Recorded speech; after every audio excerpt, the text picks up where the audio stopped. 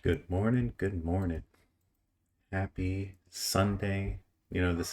Tomorrow's a Monday, but I'll tell you why this is important to do it today. Michael Saylor basically said consecutively, pretty for every Monday, he's going to be buying a shit ton of Bitcoin. And we see this here with the post, the orange dots on SaylorTracker.com are motivational. Every time he's posted about the SaylorTracker.com, previously the green dots, now the orange dots, he buys Bitcoin, and we love to see that. Now, obviously, every Monday seeing massive buys is one thing, but I think the front running is going to start to come as more and more people see how continuous this is. And what we don't see is the talk about how Michael Saylor's this idea that getting more Bitcoin yield, more Bitcoin per share. To me, the way I see it is as the company grows and there's more Bitcoin per share, to me, the company gets safer, not more leveraged. And I think that's something to acknowledge, not in that obviously it is more safer or not. That's not the point. The point is, will people keep going for those bonds, those juicy, juicy bonds that Saylor's offering? And I think they will. So that's something to keep in mind. I think there's a lot of things going on here where people are going to try and front run MicroStrategy. And I think that's just a matter of countries or nations taking the path first. And then obviously some companies are doing it as well. But, when countries do it, the companies within those countries can start moving as well. So it's a really good thing we're seeing. Another amazing thing happened since the last time I posted a video, and that was sBTC on Stacks is launched. It's on mainnet. It's operational. So the first thing they did was, cap it at 1,000. People started depositing BTC, got minting their sBTC onto Stacks. By the way, Stacks sBTC, this is going to be the biggest thing in our entire careers. One thing people need to understand is Stacks Bitcoin or sBTC is going to be revolutionary. It has the capabilities to take Bitcoin to 1 billion people. And when we realize that Bitcoin needs to get to 1 billion people first, suddenly this all makes sense. And I think that's the whole point. You want to be able to get that mass adoption. You want the ability to have it first. And so, I love Lightning, but the way I think about Lightning often is, you get two very particular people, they can transact between each other, and then they can let others also transact between each other, those two parties. So, particular person to particular person, Lightning's amazing. In fact, it's revolutionary because of how fast it is and how, easy it is to incorporate with our system already. However, the core thesis, the idea of how we scale decentralized technologies, we need something like Stacks, and sBTC is that. Now, I'm going to maybe one day make a whole video on sBTC, but I think it's more important that people understand that right now it's Bitcoin on Stacks. It's Stacks Bitcoin. Speaking about that, I got my first reply from Manib.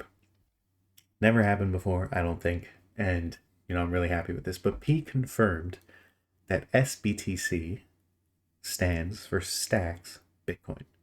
Okay? So anyone calling it synthetic Bitcoin, anyone calling it, stacked Bitcoin, it's not. It's Stacks Bitcoin, right? Now, not a big deal. Anyway, so a lot of things happening, right? Last time I made a video, it was a DCA video. I think prices were around like $2. I don't know. I forget. Since then, we've had a bit of a dip. If you want to look at the charts, so obviously Bitcoin's at 97 today. Stacks in the charts went to the 50th place. It's down to $1.69. But if you looked at the charts, the dip was pretty significant, right? I mean, it went down to 92 on Bitcoin, which is pretty good, right? It didn't do much of a dip, but still enough for people to buy when they wanted to get under 100. But Stacks went from effectively 2.4 all the way down to 1.5, right? And so there was definitely a lot of, sell-offs, a lot of people taking profits, a lot of people a little worried about the market. Things like the government shutdown. Here pretty much marked when we confirmed that the shutdown wasn't taking place or something. But okay, I don't know why that happened. But anyway, so we definitely have, a lot of things going on where, a little bit of manipulation, a little bit of, trade and keeping the prices low going on. But, a little bit of fun here and there. Not too big of a deal. Not something we can't overcome. The Bitcoin price, I think, is actually very interesting because it held so well. Like, to a lot of people, something like a 2.5 to 1.5, they can't handle that, right? And if that happened to Bitcoin, you best bet we'd see a lot of panic. Now, obviously, it'd be bought up like so quickly it wouldn't even, like, the idea is to bring the prices that low. You only need to sell like 30,000 Bitcoin spot, 50,000 Bitcoin spot, and like, you could probably guarantee it because that's a lot of Bitcoin. But then you look at the markets as to like who's buying that much, and you're like, wait, they just buy that much every day, every week. Like, is that even a lot? So, I mean, obviously, you wouldn't sell that much Bitcoin spot, and more importantly, you'd spread it out on different exchanges, and there's all this other stuff that goes on with this. But the point is, you're not getting that much sell pressure, right? And to me, that's bullish, especially for things tied to Bitcoin, even just generally altcoins, but really things tied to Bitcoin. And Stacks is basically an accelerant. Um, yeah, I think this is going to be really, really good for the ecosystem. I think this flush out was really good. I think that's really important that we did it right before, Christmas, when theoretically more and more people can come in and en masse, and so they get an opportunity to buy in cheap. All those people that were holding, mass amounts of their tokens, they leveled off a little bit. They got a little scared. Good for us. Good for the people who want to buy into tokens who didn't get a chance, because you need a dip like this. And those guys need profits, so take it out of their hands, the worry that they've been having the entire time. Now, if you have a position, you're not a big player, and you just experience this dip, you just hodl through these times. The bull market hasn't really started, in my opinion. I think we're still at the literal beginning of the hockey stick.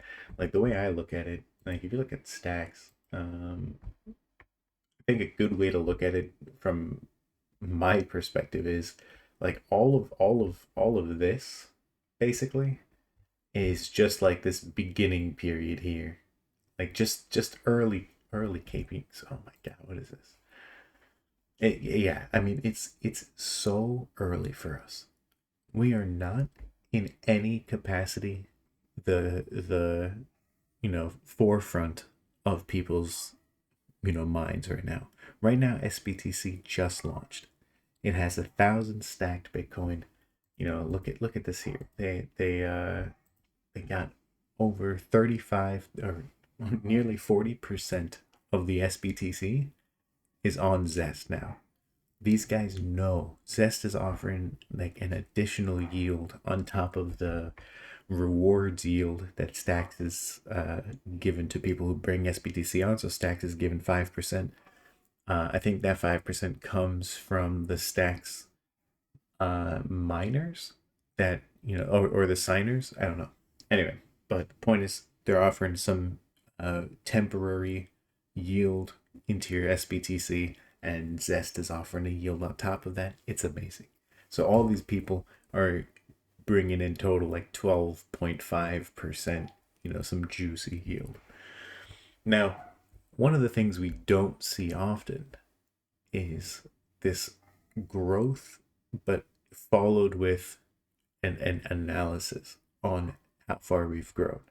Now, there's a little bit of it, in the Stacks ecosystem. You see some, generally, like some people putting out reports, like individual posts that summarize things and talk about the ecosystem, weekly, quarterly, yearly. But this report, I think is very interesting. So this is StackingDao. This is the state of stacks, their StackingDao report. Now, there's a few things to be said. They didn't include Alex or Lisa, and I think that's something that you could dissect, but there's nothing really to it, in my opinion. I think these guys are all very separate from each other. I understand that you could have included them, but at the same time, like, is it a big deal? No. I think these guys all keep separate from each other for a reason, and we just don't know what that reason is. It could just be lack of communication. It could be some, product similarities, so they just don't want to influence each other, partner with each other, associate. I don't know. Maybe they just don't have time to talk to each other, and so, they didn't get a word in. But here's what I'm going to say. If you want to understand stacks and you want to really understand kind of what our intentions are with stacks, this is a good report. You're going to want to start learning about Bitcoin DeFi, excuse me, Bitcoin DeFi, stacks, and just a lot of the different ways that stacks offers true Bitcoin utility. So one of the things I think is important for people is they just go through the sBTC and the Nakamoto stuff, right? This is pretty much this last quarter, Q3 and Q4 ish of stacks. There's been a little bit more that stacks has done, and I think it's all worth learning about, right? And you can kind of check all that out on their their GitHub. They're pretty open in their development stuff. But I think if you guys, find that a little bit too cumbersome and above your head, just come to this report, right? Come to the report, understand what Stacks is about, where they're going, look at some of the protocols, right? Again, they called the top protocols. They didn't put Alex or Lisa. That's not my, privy. Don't really care. I care more about the fact that no one gets distracted and they keep building. Obviously, Alex and Lisa are amazing protocols. I would call them top protocols. Are they better than STX City? I mean, sure. Should they be in this list? Sure. Does it matter? No. Right? Alex and Lisa, they're very separate from basically this community, the Zest, StackingDao, Velar community, Hermetica. Those guys say they all incorporate STSTX, stacked STX, right? But they don't incorporate Lisa, right? In the same way Alex doesn't have STX, Velar doesn't have Lisa. And there's a lot to be said about, the ecosystem, but I don't really care, right? You got things like Bitflow, which is clearly reaping all of the value, all of the profits. Why? Because Alex and Velar aren't communicating with each other. So think about it.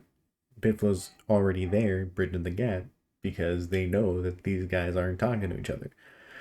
But anyway, none of that matters, right? What matters most is that people read this report. They read through the Stacks ecosystem. If Alex wanted to release a report, they can too. If anyone wants to release a report, you can. But the important thing is that the report comes out, it's well written, it has the right information, it's got the right points. And truly, I think Stacks benefits from this more legitimizing of what they're doing. So I want to see more official reports, and whether that means like their own ecosystems putting it out, or they're getting a third party, or just some third parties coming in to review it, that's fine. I think the main thing here is we just want to see more official reports. We want to see more, researched, well written official reports that basically you can give to a journalist and they can review and take that back. You can send a press release if you need to. You don't even have to. If you send an official report over the internet, a journalist will pick that up just as well. At least the good ones. So, if you got anything going on with, stacks, and, you're really good at what you do, you start operating well, you want to see these reports come out, and you want to see your names listed. You want to see a bunch of people putting out reports.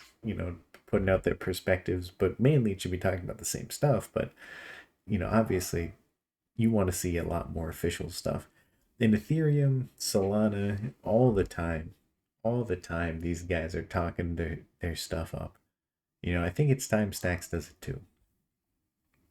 But enough on Stacks. We look at the entire ecosystem. Everything's doing well. Everything's taking a little bit of a hit, but who cares, right? Bitcoin's down 10%. Stacks is down like 30%. It's all an opportunity. So take the opportunity for what it is. It's a gift. If you guys get a gift opportunity, then, the only thing you can do is say thank you. So yeah, that's it. If you guys like this video, please like, subscribe, leave a comment. Tell me which token you're buying that took the biggest hit. I want to know that. Yes, that's the answer, right? This is the one that I'm buying that took the biggest hit, mainly because this and Bitcoin's the only ones I'm really buying. But yeah, peace.